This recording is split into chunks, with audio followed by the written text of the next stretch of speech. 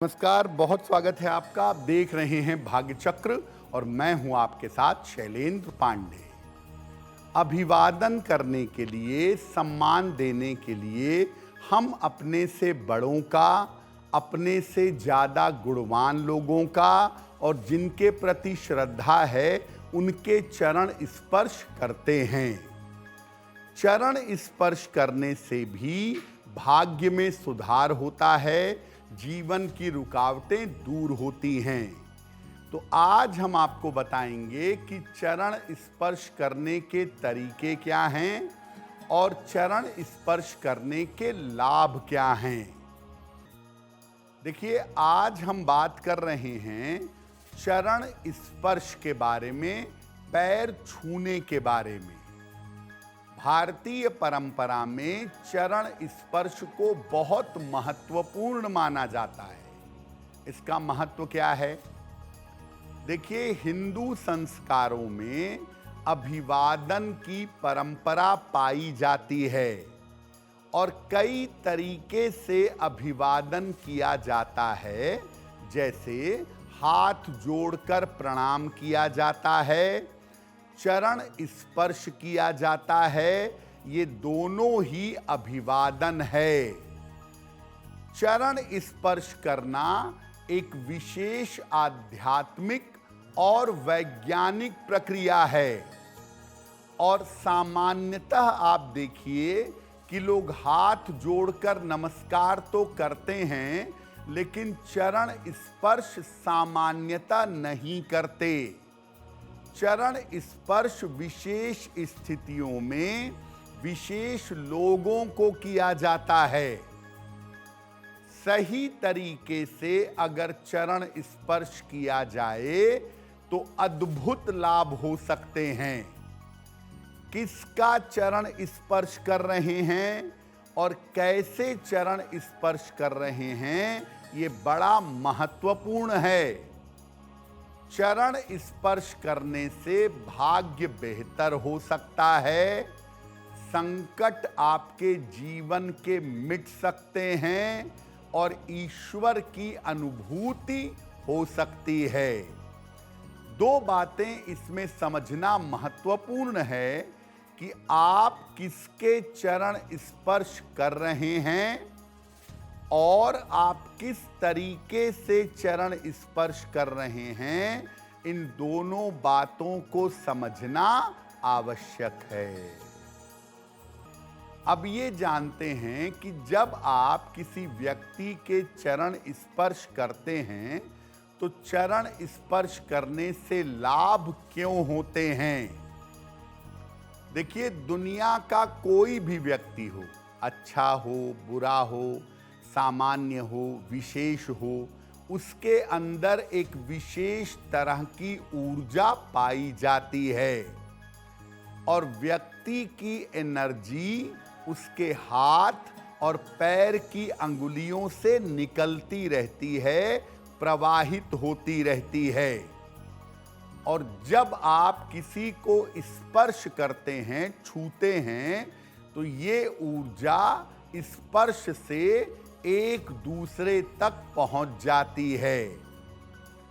जब आप अपने हाथों से पैरों को स्पर्श करते हैं तो जिसके पैरों को स्पर्श कर रहे हैं उसकी ऊर्जा को आप खींच लेंगे। इसी प्रकार से जब आप किसी के सर पर हाथ रखते हैं तो आप अपनी ऊर्जा उसके अंदर ट्रांसफर कर देते हैं, उसको अपनी एनर्जी दे देते हैं। अगर ऊर्जा शुभ है तो तत्काल लाभ होता है।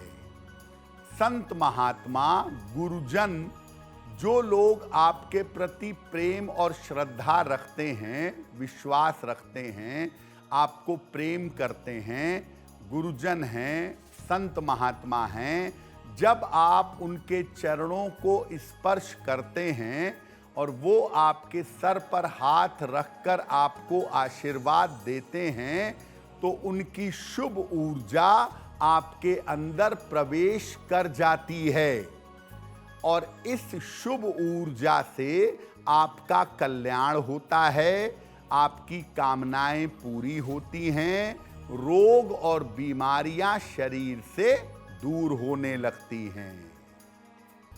तो चरण स्पर्श कितना महत्वपूर्ण है और वो आपके जीवन को कैसे प्रभावित करता है, ये बात आपने जान ली। अब ये जानिए कि चरण स्पर्श करने के तरीके क्या हैं। देखिए, चरण स्पर्श करने के 3 तरीके हैं। पहला, झुक करके व्यक्ति के पैरों को छूना, झुक करके चरण स्पर्श करना। दूसरा, घुटनों के बल बैठ करके चरण स्पर्श करना।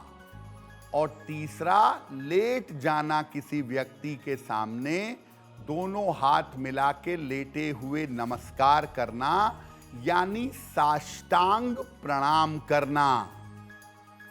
इन तीनों ही तरीकों से शारीरिक स्वास्थ्य उत्तम होता है, शरीर लचीला और मजबूत होता है, मन शुद्ध होता है। और जब आप जीवन में झुकना जान जाते हैं, जब आप जीवन में झुकते हैं, तो आपके अहंकार का नाश होता है। देखिए, नमस्कार करने पर, प्रणाम करने पर झुकना चाहिए।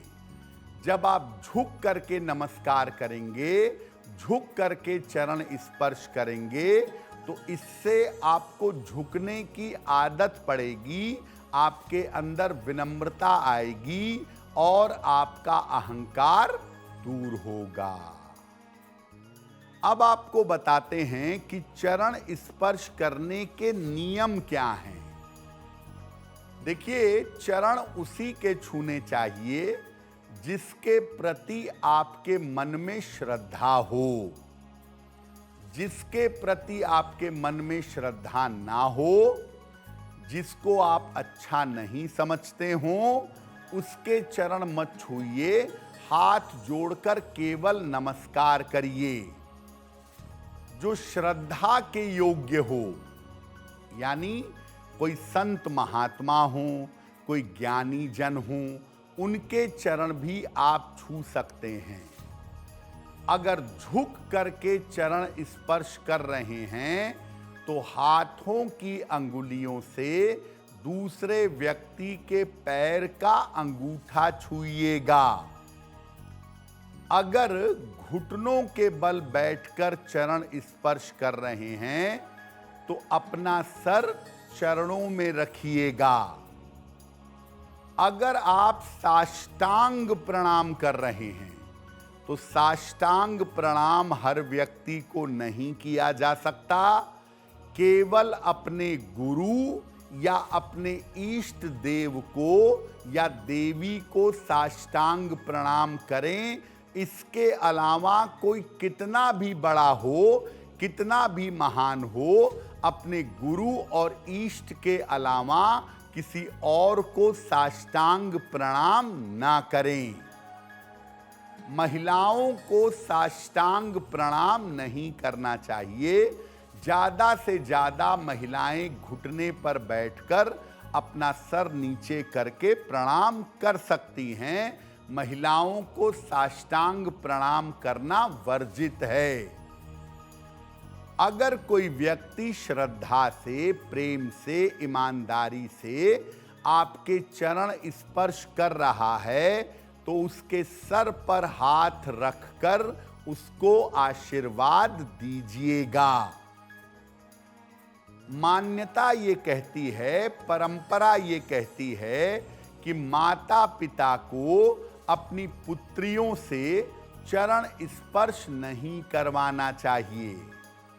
उसके पीछे तर्क ये दिया जाता है कि जब बेटी का विवाह करते हैं, तो कन्यादान के समय बेटी के चरण छूकर माता पिता उसके चरण धुलाते हैं। तो भविष्य में जिसके चरण छूने हैं, जिसके चरण धुलाने हैं, उससे चरण स्पर्श नहीं करवाना चाहिए। देखिए, चरण स्पर्श करने से आशीर्वाद तो मिलता ही है, भाग्य बेहतर तो होता ही है, लेकिन आप अलग अलग लोगों के चरण स्पर्श करके अपने ग्रहों को अनुकूल बना सकते हैं। कैसे? अगर आप नियमित रूप से अपने पिता के चरण स्पर्श करें तो सूर्य की पीड़ा समाप्त होगी। सूर्य कितना भी खराब क्यों ना हो, अगर पिता के चरण स्पर्श करेंगे तो सूर्य की मुश्किल कम होगी। अगर माता के चरण स्पर्श करेंगे तो चंद्रमा आपका अनुकूल होगा, मानसिक तनाव, मानसिक चिंताएं समाप्त होंगी।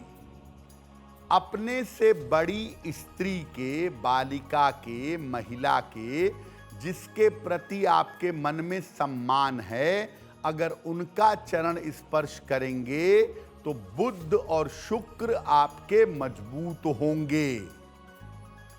आपके बड़े भाई हैं, बड़ी बहन हैं, उनके प्रति आदर रखें, और अगर उनके चरण स्पर्श करते हैं तो मंगल की समस्याएं दूर होंगी, वाद विवाद, मुकदमेबाजी और दुर्घटनाओं से रक्षा होगी। जो आपके परिवार में, मोहल्ले में, समाज में वृद्ध व्यक्ति हैं, जो सम्मानित वृद्ध व्यक्ति हैं, अगर उनके चरण स्पर्श करेंगे तो बृहस्पति मजबूत होगा। जो व्यक्ति सात्विक है, सदाचारी है, ईमानदार है, उनके चरण स्पर्श अगर नियमित रूप से करें तो शनि, राहु और केतु नियंत्रित होंगे। संत महात्माओं के, गुरुजनों के चरण स्पर्श करने से हर तरह की बाधा दूर होती है और समस्त ग्रहों की पीड़ा शांत होती है। अगर कोई संत महात्मा मिले, गुरुजन मिले, पूरा प्रयास करके उनके चरण स्पर्श करके आशीर्वाद लीजिएगा। ऐसा करने से आपका मन शुद्ध होगा, जीवन की बाधाएं दूर होंगी, किसी भी ग्रह की कितनी भी समस्या क्यों ना हो, वो समस्या शांत हो जाएगी।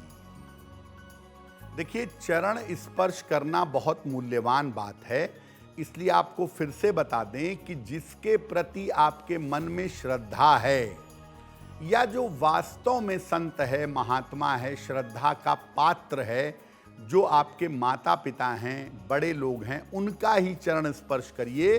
जबरदस्ती दबाव में आकर चरण स्पर्श मत करिए, उससे नुकसान होगा। दूसरी बात, अगर आप अपनी कुंडली के बृहस्पति को बेहतर करना चाहते हैं तो एक बड़ा जादुई तरीका है। जो भी आपसे मिले उसको हाथ जोड़कर नमस्कार करना शुरू करिए। सबके चरण तो छू नहीं सकते, तो जो भी आपसे मिल रहा है, बड़ा मिल रहा है, छोटा मिल रहा है, महिला मिल रही है, पुरुष मिल रहा है, उसको हाथ जोड़ करके प्रणाम या नमस्कार करना शुरू करिए। इस तरह से अगर आप अभिवादन निरंतर करते जाएंगे तो आपके जीवन में शुभता बढ़ेगी और आपकी कुंडली में बृहस्पति के परिणाम अनुकूल होंगे। अब वक्त है ऐसा क्यों का। ऐसा क्यों में हम आपके मन और जीवन की तमाम दुविधाओं का, तमाम जिज्ञासाओं का समाधान करने का प्रयास करते हैं।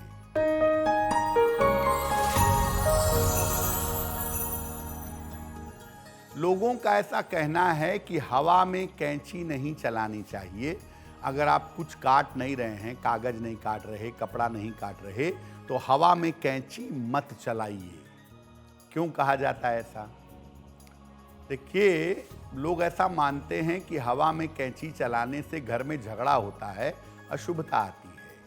वास्तव में ऐसा नहीं है। कैंची में धार होती है, ब्लेड होती है, और कैंची अगर हवा में चलाएंगे, जरा भी लापरवाही करेंगे, शरीर पर लग जाए, उंगली में लग जाए तो हाथ कट सकता है, शरीर कट सकता है, कोई दुर्घटना घट सकती है या किसी को लगने से नुकसान हो सकता है। इस नुकसान को देखते हुए कहा गया कि हवा में कैंची नहीं चलानी चाहिए, ऐसा करना अशुभ होता है। अगर आप मुझसे जुड़ करके अपनी समस्याओं का समाधान चाहते हैं और चाहते हैं कि आपकी समस्याओं को ज्योतिष के माध्यम से सुलझाया जाए, तो आप हमसे संपर्क कर सकते हैं, जुड़ सकते हैं एस्ट्रो तक पर।